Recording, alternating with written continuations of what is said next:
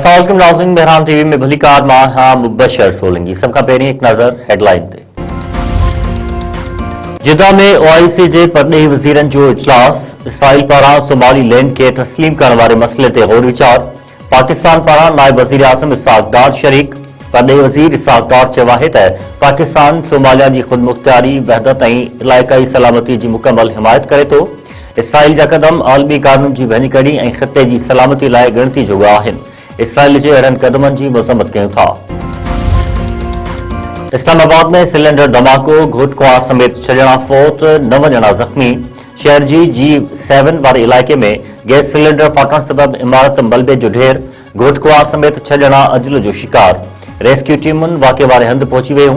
फौतनि जा लाश ऐं ज़ख़्मी अस्पताल मुंतक़िल। रेस्क्यू जो चवणु आहे त राति देर सां ॼण जे पहुचण बैदि सिलेंडर धमाको थियण करे घोट कुंवार फौत ऐं 9 ॼणा ज़ख़्मी थी पिया। KPK जे वॾे वज़ीर सुहेल आफरीदी चयो आहे त कराची में अॼु जलसो ज़रूर थींदो।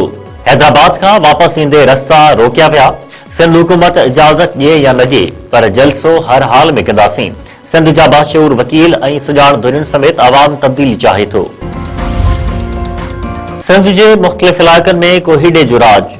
थधि में वाद सबब रोड रस्ता वीरान। स्कूलनि ऐं ऑफिसुनि में हाज़िरी घटिजी वई।